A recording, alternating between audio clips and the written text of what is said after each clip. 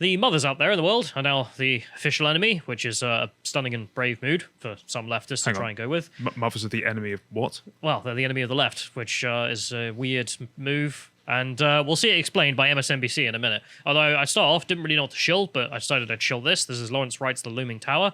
The only connection here I can really make is the fact that all of Al-Qaeda were mama's boys.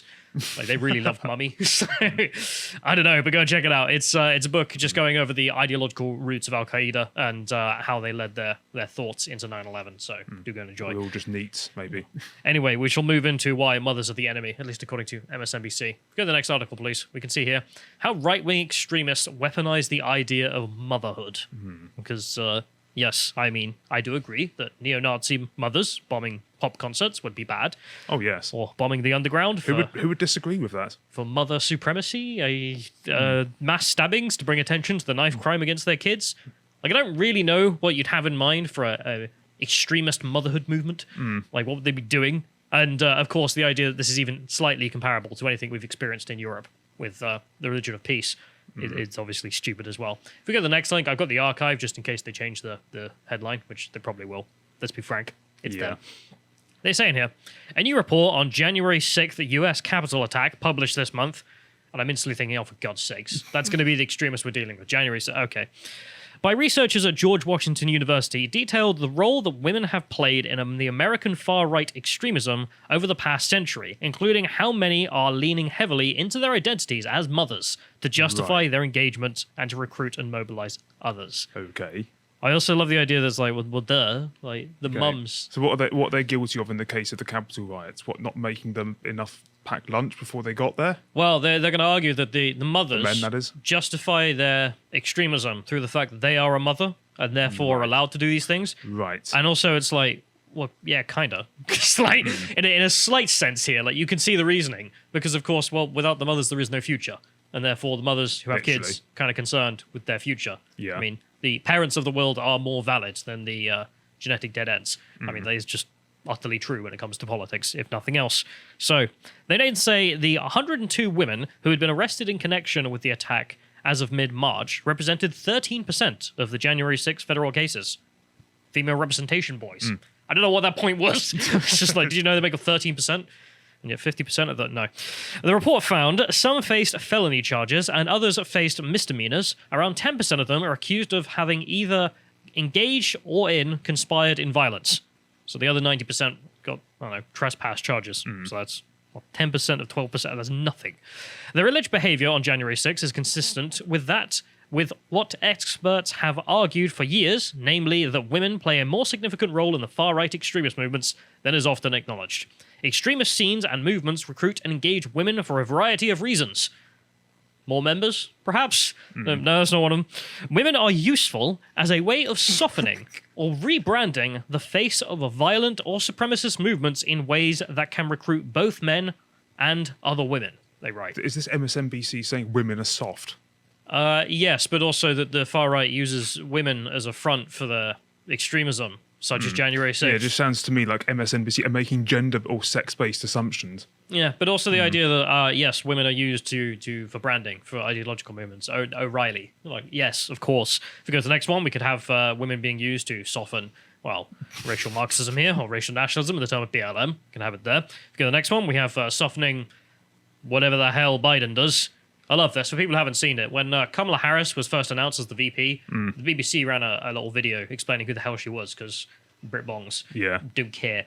And this is the image they went with. It was just like, female, tick, black, tick, Asian American, tick. And that's all that's important, is it? That was what the BBC said was important. Yeah. That was if you didn't know who she was, well, forget guess what? Forget about her policies, just that. She's a softening face. Then we go to the next one. We also have softening... I'm not sure I'm allowed to say that one. So we'll move on. We'll go back to the article. They say in here, they have also been used strategically to try to depict government responses to actions, protests, or violence as overreaching. Right. Yes, when the police beat up a bunch of mums, we're kind of upset about it as a society, more than when they beat up a bunch of burly lads. Yes. Because they're not a threat. They're not a physical threat. Yes. Like, in the same way, they are just not physically able to cause the kind of damage that a bunch of burly lads would. And that's the difference there. Although, of course, if we go to the next one as well, we also have just everyone uses this aspect because it's an aspect of reality, not an aspect of the far right. So we have the Sarah Everard vigil, Met Police breach rights of vigil organisers. Remember this story? Yes. Our country was gripped by the idea. How dare they? How dare the police arrest women for breaking lockdown rules? Not a fan of the lockdown rules. Not happy about them. But guess what? It was the law, and then the women got arrested for holding a vigil because it was illegal. But that was horrible and unbelievable because they were women. That was the argument. Yes, this is an aspect of reality that society values women more than men, especially in politics. Yeah. You can see it there. If we go to the next one, we compare it to the anti-lockdown protests, and I just love that image there. Just all the police with the batons, all the lads. Almost looks like a double standard, doesn't it? Yeah, but it's not a double standard without a reason, of course. Oh, of course, yeah. It's a double standard with a biological reason, which is that women just aren't a physical threat in the same way men are. And, do you either move forward with that reality or do you lie to yourself and say that they're both the same? Well, the media haven't caught up with the reality yet. So if we go to the next one, we can see back to the article here. They say, the Southern Poverty Law Center reported that during a standoff with the federal government in 2014, one anti-government group used women as human shields, noting that significant media attention would follow if federal agents started shooting at women. Yes, there's, again, a basic understanding of the privilege women have in our society, which is that it's a bad look to shoot a bunch of women, whereas to shoot a bunch of men in the same circumstances is not as cared for. Why is that? Because we're not valued the same. Because, well, biologically we're not the same, and therefore the social aspects are different. But instead, they act all shocked that for some reason everyone, well, they say the far right, but everyone has recognized this reality, which is that, well, things are different, not a liberal thing, I suppose, in their mind. If we go to the next paragraph, to say, but overall, women have historically engaged in extremist movements through their domestic roles and identities as wives, daughters, and mothers. Again, as if this is an aspect of the far right only. Fascist tradwifism, if you like. They use their roles to support backstage activities like sewing KKK hoods, cooking meals for gatherings, and homeschooling children. Oh, no.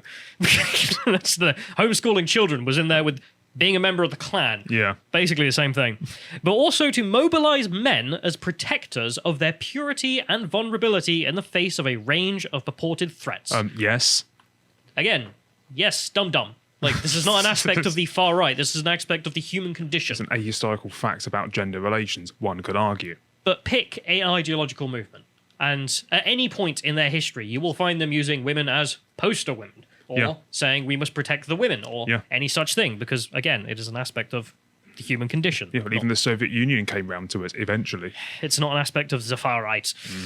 I also just love the idea that, again, we see that women have a privilege, and a privilege here being able to mobilize men in their defense, because, well, they're not physically a threat in the same way that the men are, and also the men can deal with that. Motherhood plays an especially key role in the kinds of rhetorical strategies far-right extremists use, Right. and no one else. Right, so women can do strategies. That's what the point is it? Well, they say that the far right uses motherhood as a strategy. They present their women as mothers and therefore more worthwhile. And it's only the far right that do that these days, according to MSNBC. And therefore motherhood is bad. But that's a big self-report. Just only the far right care about motherhood. No other movement cares about motherhood, not at least ours, because we're not interested. Strange. Strange that. Including the kinds of utopian propaganda that calls on followers to reject modernity and embrace traditional values and roles, because, you know, no one on the left has ever been utopian, that's for sure.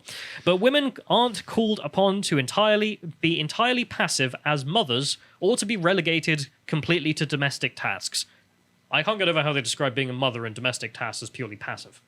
It's just a passive activity. Yeah. That's not facilitating the reality, though. No, that's just sitting around. Rather, motherhood is used to justify women's engagement in activism and to depoliticize their actions by positioning them as acting on behalf of their children and families. Yes, they're more valuable because they have children. That literally is the future. The kiddos are our future. All there. Yeah, and their intrinsic interaction that they have with their children at a very, very early age, which provides those children with the most important skills that they grow up with. So there's also that. Motherese, it's called, the concept. Also the future of the ideological movement. Yes. Regardless of the movement that it is. I don't know why, again, they're just like, this is definitely a thing of the far right and not of the left at all, because, I don't know, I guess mums don't belong on the left, or they exist on the left, or shouldn't be. Or shouldn't be on the left. Yeah. I also love the idea that feminist mothers would never do any such thing and say, well, I'm a mother, so I should be able to do this, or leftist mother. No. It's just not often. That's the thing. It's not often enough for MSNBC to recognize it. Self-report. Mum lifestyle influencers who have embraced the QAnon conspiracy have integrated posts about child trafficking into their regular content feeds, with home decorating, cooking, and child rearing tips. A challenge for parenting website editors who have reported an uptick in conspiracy theory posts on their platforms, which honestly just sounds wholesome AF. Like, I love it. Because there is this bit of a weird difference between, let's say, male and female online people. That the male online people will endlessly post about the things because men are more interested in the things. Yes. And the women post more things about their lives because women are interested in people. And it's a natural aspect. But I also just love the idea of being like, here's how you cook this. Here's how you rearrange your furniture to look better so you got more space. Also, the global elite pedophile ring needs to be shut down. It's like. What do you want? So, QAnon mums, for example, MSNBC, right? Have helped fuel women's engagement in conspiracy-fueled violence, including allegations of kidnapping or plots to kidnap children they believe were rescuing from pedophilia rings or Satan-worshipping groups. Using hashtags Save the Children, QAnon conspiracy theorists have mobilized parents with claims about a global elite pedophile ring engaged in child trafficking, torture, rape, and murder. And thanks to YouTube's editorial guidelines, we can't say anything about any of that. What a shame. Yeah, interesting, because we live in a free country, all except that, I suppose, crime bad. It's about as much as you can say on that. Thanks, YouTube. The rise of conspiracies that manipulate mothers' fears, manipulates them, about their children and mobilize them to violent action or political engagement is a troubling trend. But mobilizing motherhood is not new. After the September 11 attacks, one of the most popular pieces of amateur propaganda, as Wire described it in 2001, depicted Mama Liberty, a gun-toting Statue of Liberty holding a child swathed in an American flag. And during her 2008 vice presidential run, Sarah Palin coined the term Mama Grizzlies to refer to conservative women who will protect their children from bad government policies. Good. Again, it's just like, okay, fantastic. Like, this reflects reality. I know it doesn't reflect your gender theory, which is that men and women are just the same, and therefore we shouldn't make any distinctions between them. While QAnon may not be, of course, the most reliable source of information, I wouldn't obviously doubt that for a second. It's not exactly a conspiracy theory that there are people within Jeffrey Epstein exists. Jeffrey Epstein exists, and there are, shall we say, those particularly keen on telling children certain things within the confines of a certain paradigm for whatever motive, like God to think.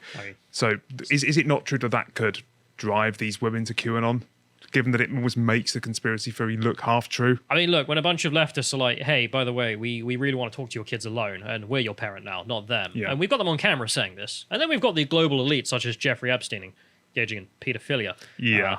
I mean, you can see the reasoning of why people end up there, but we have to disavow the whole thing because of YouTube's editorial guidelines, if nothing else. But also this idea here that just how horrible is it that propaganda is used by the right here, the evil right, to display mothers as something to be defended and something fierce. But if we go to the images they're talking about here, this is Mama Liberty here, who's defending her child, is armed. The most dangerous place in the world is between a mother and her children. Again, like, yes, women are different and valuable. If we go to the next one, you can see the Grizzlies here, the Mama Grizzlies, who are going to be defending the place. I love it as well, because it just, again, what is the message of the right are giving off there? My mothers might not defend the neighborhood, but they make the neighborhood worth defending as well. It's like, well, this is, the last resort here, who are the most dangerous when most pinned. Again, as if you're trying to make the right look bad. Being like, hey, we're the home of mothers, and if the mums want to be safe, and we're going to take care of them and actually give them a place in which to live, and therefore, I don't know, the left opposes that. They're not interested in giving a place for mums instead. Interesting. We go to the next one, we go back to the article. On the extremist fringe, women still represent significant minority of violent and non-violent engagements. And to be clear, women are also the victims of tremendous misogyny, harassment, and, or worse, at the hands of men within these movements. Which, the word male feminist come to mind? Did you know women can be abused in these highly ideological spaces? Yes. That's why the word male feminist just means rapist. That's why. Quite. Kathleen Blee's research on women in white supremacist movements has described racist skinhead men who refer to women in their group as oi toys and who are proud to dominate their wives or girlfriends. I don't know what that statement is meant to be. No. Like, this is a big dunk on the right for engaging in, well, women who are being dominated by their men, as if no women enjoy being dominated as well, but whatever. And as if women don't want men to be, well, competent partners. Yeah, don't know what oitois means, but also just, did you know that women are abused in extremist circles? Yes, again, male feminist comes to mind. But it is important to recognize the ways that motherhood is used to recruit and defend women's engagement in violent and anti-democratic movements, including to try to mitigate culpability in criminal or violent activities. The GWU report analysis of motherhood showed that the January 6th mothers, in their legal defenses, decided to try and make women look more sympathetic by emphasizing their caretaking roles and status as good mothers and grandmothers who are devoted to their husbands and families. Again, yes, thank you, MSNBC, for admitting that the courts are openly biased, and this is a fantastic legal strategy if you are a woman in a circumstance, which is to be like, did you know I'm a mum? Someone saying, did you know I'm a dad? I get some comeuppance, but no, not as much as if you say, well, I'm a mother. And of course, yes, the courts are biased. It's easy to understand why calling on women to protect their children from unimaginable harm is effective. Yes, which is why everyone hates you. That's why Libs of TikTok does so well. Because if Libs of TikTok goes to all the mums in the land, it's like, hey, look at this. This is where you send your kids. Also, you pay for this. You remortgaged your home to send your kids to university. That's what they're learning. Funnily enough, the mums aren't too happy about that. No, and for good reason. But that's also what makes it so dangerous, because motherhood itself is being used to manipulate women and to recruit, mobilize, and justify violent and anti-democratic actions. Again, this is all the doing of the far right and nobody else. Nobody else engages in recruitment along some kind of lines anything that gets in the way of the state, I don't know, taking a woman's child away before actually having the chance to develop a bond seems to be being presented as fascism here. Yeah, but I also just can't get over how someone has discovered here the realities of, let's say, political activism. The fact that you put the women in the front, and you always want them shown, or if they're in the front, then the police won't harm them, especially. And it's like, well, this is just a feature of the far right. No one else. We would never do any such things. I mean, the people who have been, dividing society along race, sex, and sexual orientation, etc. lines, and trying to manipulate all of society into treating them as aristocrats because of those aspects, alongside women, is completely confused as to why the far right is doing such things. And it's like, well, because they're different. But again, it's only the far right that would do such things. I also just thought I enjoy that because I can't stand MSNBC and their bias is always evident. But otherwise, mother supremacy, which, to be honest, I kind of want to see in a funny way. Like, did you watch, the Meninist movement? Where it's like all the men get together. I didn't. But I love the idea, like, okay, feminism is kind of dead and a rotting corpse discussing about whether or not to chop children off. Okay, well, that's dead. In which case, I'd like to see some kind of right-wing version, if nothing else. It was just like Chad mothers who are like, yes, protecting the home. Get rid of the nonsense out of the school if you can. But otherwise, that's that.